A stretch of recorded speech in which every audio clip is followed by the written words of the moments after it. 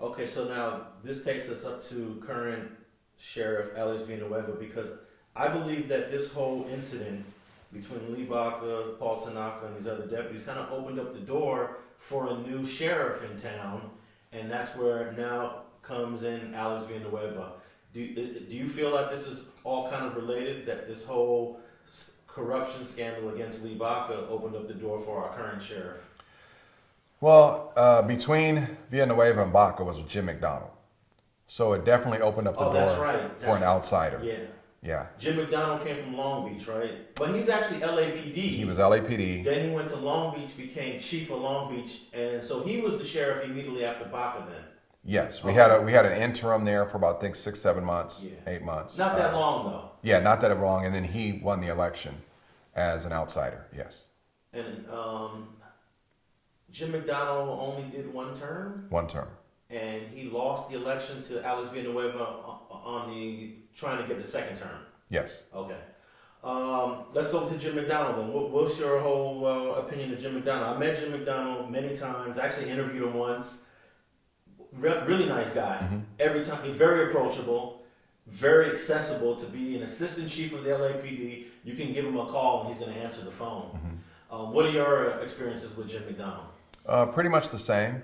Very early on, I was able to have some, because of my assignments, I was able to have some conversations, and like you said, very approachable, very nice, very knowledgeable. I think where I won't say that he went wrong was that he came into the sheriff's department and he had to learn, and what happened was those at the top isolated him, in my opinion, and they told him, this is who you need to promote. And he didn't know any better. These are the people that you need to put in. And in a lot of ways, he ended up kind of coming around full circle and bringing some of the very same people that were under the Baca Tanaka regime into, the highest levels of the organization. I do also know, because I was the unit commander of advocacy at that time, that Jim McDonnell set a tone he wanted to send a message. There were a lot of people in the sheriff's department who should have long been removed, who should have been fired, but they were under Baca. Many of them were given second chances, third chances, and even fourth chances. So he came in and he wanted to send a message. And so what he did is he fired a lot of people.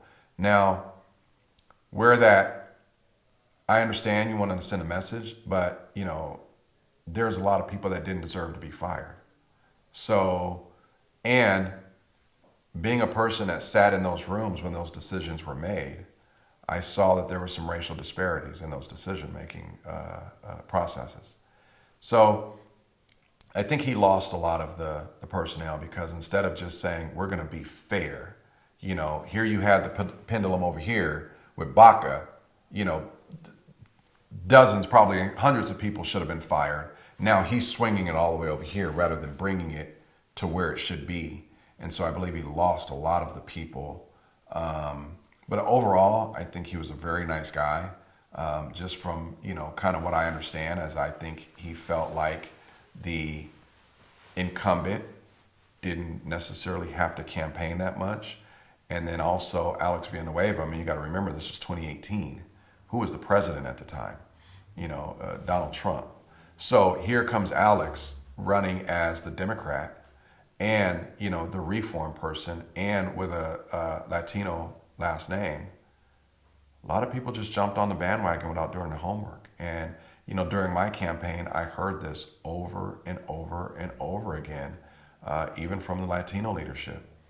We voted for him because he claimed to be the Democrat and his last name was Villanueva. And so that's how I think that played a huge part into McDonnell not getting reelected. Okay. So I guess Jim McDonnell kind of sunk his own ship with his career as the sheriff there. I think Jim was on a good road and trying to do some good things. I don't think that I'm going to send the message and just fire everybody and let civil service give their job back is the right message. Here's the thing. If I fire you and you don't deserve to be fired simply because I'm trying to send a message, right? And it takes you a year and a half to get through the civil service process, 2 years. In that time, and I'm telling you personal, people that I know, you've lost your house. Sometimes you've lost your family because you can't support them anymore. Your wife divorces you and takes the kids. You've lost everything. And then you get your job back in civil service and I should have never been fired in the first place. What kind of employee do you then have? And so now do you have an employee that comes back trying to redeem themselves, or you have an employee that comes back saying, I'm going to show this department, they did me wrong. And that doesn't just impact that one employee. They spread that message to all of their friends, all of their coworkers, their colleagues, whoever they've worked with in the past, their family members. So you start losing trust, and you multiply that by all the people that had that message sent. So then you kind of start having a department that's saying, he's an outsider, he doesn't understand us, he's not for us. We're not, we don't support him. And then with that, along the lines of coming on the heels of a huge, huge scandal with Baca and Tanaka, now you have people out there that are working in our jails and our communities that are not motivated. They're actually angry and bitter.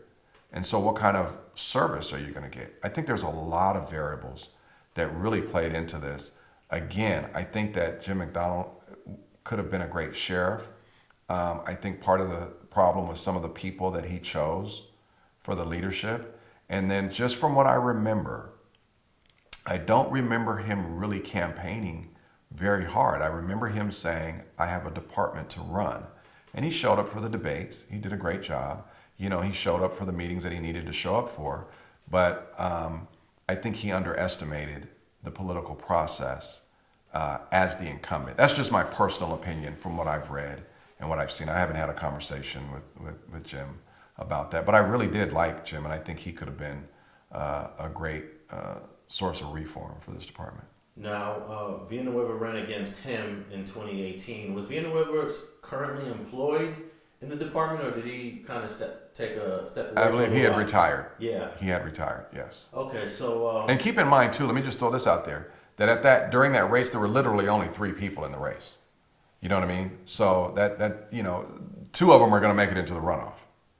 And I guess Villanueva heard or got some inside information that internally they don't like Jim McDonnell, and whoever is a strong candidate is going to become the next sheriff against Jim McDonnell. And I guess he felt there was an opportunity, and he seized it. Absolutely. I mean, again, it goes back to what I said earlier, incestuous. They didn't like Jim McDonnell, many of them, just by the mere fact that he didn't come from the sheriff's department. Okay. So now he's up for a re-election, and you decide to run. Mm-hmm. And let me ask you about, early on there were about 4 or 5 candidates. Mm-hmm. And you thought you were the only black candidate for a while, but then there was another black candidate, right, named Cecil Rhambo. Mm-hmm. I heard that he told you he wasn't going to run, but then decided to run anyways. And I'm assuming that would probably split the black vote to a certain extent, lessening your chances to make the runoff. What was your whole issue when Cecil Rhambo decided to run? I didn't have an issue. Anybody has a right to do whatever they want when they run for political office. I called Cecil in May of last year, maybe late April, early May of last year. I knew Cecil, and I said, hey, you know what, I think I'm going to run for sheriff. I hear that there's, a lot of people that are saying, well, Cecil Rhambo's going to run. Are you? He says, no, Eric. He says, I'm 10 years older than you. I don't have the energy. I'm on my 3rd career, on my 3rd job after retiring from the sheriff's department. And he says, I don't have it in me. I don't want to do it. I don't want to go through it. And interesting enough was that I was meeting people that were being introduced to me that were saying, hey, I keep hearing Cecil Rhambo's going to run. And I say, well, I had a conversation with him. He said he's not. And they said, well, I went to high school. Do you mind if I call him? No, call him. And a couple days later, and this happened, several times, people would call me back and say, hey, talk to Cecil. He says he's not running. Hey, you're a great guy. Hey, we're behind you 100%, right? What do we need to do? And we were having meetings. We were planning. We were strategizing. We were sitting down for breakfast and coffee. And we were having these meetings about and making these introductions. The one thing that Cecil did tell me on that phone call was that, hey, Eric, if I decide to change my mind, because there are a lot of people, he says, I'll give you a call and we'll talk about it.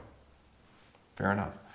So come the end of June, I think Cecil announced, I want to say right after 4th of July, right before or right after 4th of July. And come the end of June, I'm starting to hear people say again, hey, Cecil Rhambo said he's going to run. And I found it interesting because for 3 months, May, June, July, I'm having these conversations with people. And then all of a sudden I'm sending a text or making a phone call. And, you make that phone call, you get the automatic, hey, I'll call you back. But I don't get a call back from people that were very interested in calling me back. And I'm sending a text, hey, you know what, we talked about this. We need to move forward with it. And I'm not getting responses. And sure enough, about a week later, he comes out with a video and he announces that he's running. Never gave me a call. Never said, hey, Eric, let's talk about this. How can we, work together? And what was very interesting to me was that he was going in to the same people that he said he wasn't going to run and you can support Eric and pulling them back.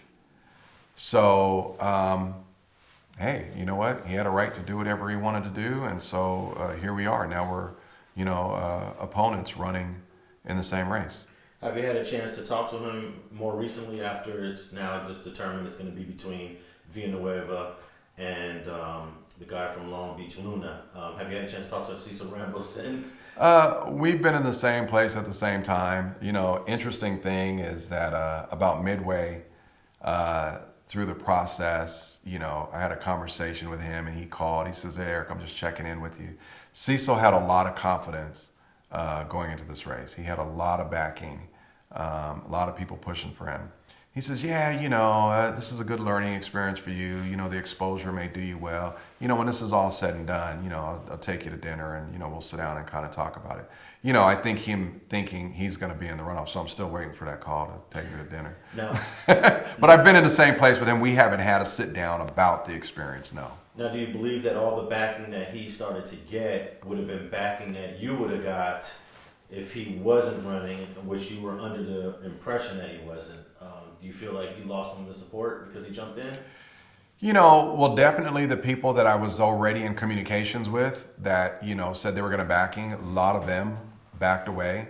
One of the things that was lacking in, this whole democratic process, there was backing and pushing for him all along the way in a very, very obvious way.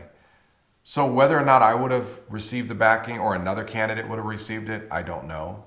I reached out to the Black Legislative Caucus. I reached out to many of the black politicians. None of them even gave me 10, 15 minutes of time to even talk. So whether they would have backed me if he wasn't in the race, I don't know. Would it have been beneficial for me for him to say, I'm backing, you want me to run. Hey, I already have a job as a chief of police in Los Angeles County. Let's give this, this guy a chance. I don't know if they would have gotten behind me or not, but of course it did, take away some votes and some support.